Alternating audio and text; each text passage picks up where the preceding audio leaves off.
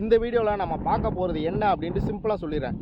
நம்மளோட சப்ஸ்கிரைபர் செந்தில் கௌதம்னு ஒருத்தவர் ஃபுட் அடல்ட்ரேஷனை பற்றி ஒரு வீடியோ போட்டிருந்தார். கேமரா லைட்டாக ஷேக்காகுது, காற்றுக்காண்டி, வேறு ஒன்றும் இல்லை. ஃபுட் அடல்ட்ரேஷன் என்னன்னா, நம்ம உணவுப் பொருட்கள் இருக்குல்ல, அதில் இருக்க கலப்படங்களை பற்றி சொல்கிறது தான் ஃபுட் அடல்ட்ரேஷன். அதை பற்றி பார்க்குறதுக்கு முன்னாடி நம்ம காற்றுல இருக்க மாசுபாடும் நம்ம தண்ணியில் இருக்க கலப்படங்கள் இதெல்லாம் பற்றி பார்க்கணும். ஏன் சொல்கிறேன்னா, சாப்பாடு இல்லாமல் ஒரு மாதம் கூட இருந்துடலாம், ஆனால் தண்ணி இல்லாமல் காற்று இல்லாமல் நம்மளால் வாழ முடியாது. அதுதான் சாப்பிட்ற சாப்பாட்டே எனர்ஜியாக மாற்றி நம்ம உடம்பு கொடுக்குது. ஸோ காற்று எப்படி மாசுபடுது அப்படின்ட்டு எல்லாத்துக்குமே தெரியும். முக்கியமாக சிட்டி சைடு அதிகமான ஃபேக்ட்ரிஸும் காரு வண்டி வெஹிக்கிள்ஸ்லாம் அதிகமாக இருக்கனால அதுலேருந்து வர புகைகள் காற்று மாசுபாடை ஏற்படுது. இதுலேருந்து தப்பிக்கிறதுக்கான ஒரு சிம்பிளான வழி, ஃபஸ்ட்டு வழி, ரெண்டாவது வழி. ஃபஸ்ட்டு வழி என்ன அப்படின்னா, இந்த காற்று மாசுபாடுனால என்னாகும், காற்று மாசுபடும், அப்புறம் பூமியை சீக்கிரமாக சூடாகும், இந்த வளிமண்டலமும். அப்படி வெயில் அடிக்கிற டைமில் கீழே இருக்க ஆக்சிஜன் சூட்டின் காரணமாக கொஞ்சம் கொஞ்சமாக மேலே போயிடும். அப்போ என்னாகும், நைட் நேரத்தில் பூமியின் சுழற்சியின் காரணமாக நைட்டு உருவாகுதா, அந்த நைட் நேரத்தில் கொஞ்சம் கொஞ்சமாக கூலிங்காக ஆக்சிஜன் எல்லாம் கீழே வரும். அப்படி கீழே வரும்போது சயின்டிஃபிக்கலி 3 to 5 ஒரு 5:30 6 மணி சூரியன் உதயம் வாரதுக்கு முன்னாடி அதிகமான ஆக்சிஜன் நிலத்தில் இருக்கும்.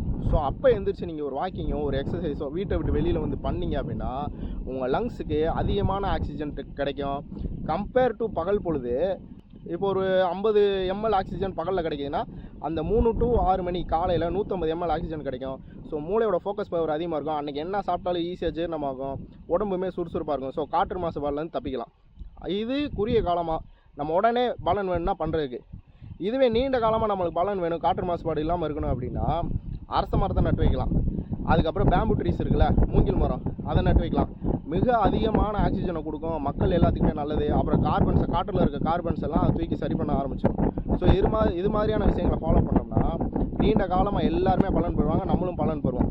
இதுக்கப்புறம் நீர் மாசுபாடை பற்றி பார்த்துக்கிட்டோம்னா என்ன ஆகுனா, இப்போ எனக்கு பின்னாடி ஆற்று போகுது பார்த்தீங்களா, இதுக்கு பின்னாடி முல்லைப்பெரியார் டேம்லேருந்து வருது. கிட்டத்தட்ட ஒரு 15 கிலோமீட்டர் 20 கிலோமீட்டர் ரேஞ்சில் தான் வருது. ஸோ இதுக்கப்புறம் போக தான் மாசுபடும். இங்கே நாங்கள் ஆற்று தண்ணியே குடிச்சிக்கிறோம், எங்களுக்குலாம் ஒன்றுமே ஆனதில்லை.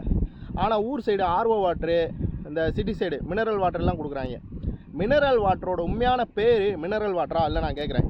ஏன் கேட்குறேன்னா, ஒரு ஏரியாவில் இருக்க தண்ணியை நீங்கள் குடிச்சு பார்த்தீங்கன்னா ஒரு டேஸ்ட் இருக்கும். மினரல் வாட்டர் எல்லாமே ஒரே மாதிரியான டேஸ்ட் இருக்கும். ஏன்னா அதில் இருக்க மினரல்ஸ் எல்லாத்தையுமே நீக்கிடுவாங்க. உண்மையாகவே மினரல் வாட்டரோட பேர் மினரலைஸ்டு வாட்டர். இப்போ தண்ணி குடித்தாலே தண்ணியில் இருக்க சின்ன சின்ன மினரல்ஸ்லாம் சேர்ந்து நம்மளுக்கு ஒரு எனர்ஜி கொடுக்கும், முட்டிகளுக்கெல்லாம் நல்லது அப்படின்னு சொல்கிறாங்க.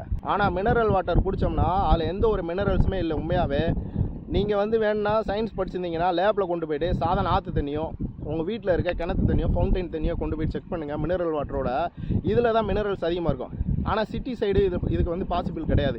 ஏன்னா அங்கே ஆற்று கிடையாது, ஃபவுண்டைன் கிடையாது, எதுவுமே கிடையாது.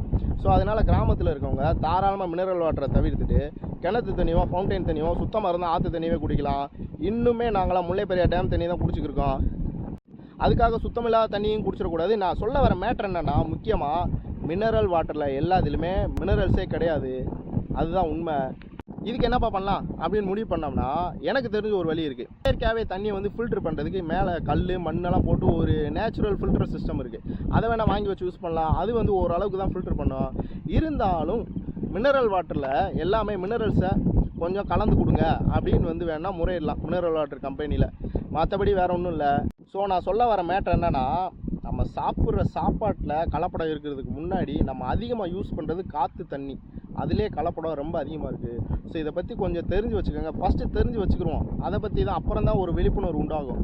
நம்மளுக்கு விழிப்புணர்வு உண்டானால் தான் அதை எப்படி சரி பண்ணுறது அப்படின்ட்டு ஒரு பாதை கிடைக்கும். நம்ம ஆரோக்கியமாக இருக்கிறதுக்கு இது மிக முக்கியமான ஒரு விஷயம். ஸோ இதில் ஏதாவது கருத்து இருந்தால் கமெண்ட் பண்ணுங்கள். அடுத்த ஒரு வீடியோவில் பார்க்கலாம்.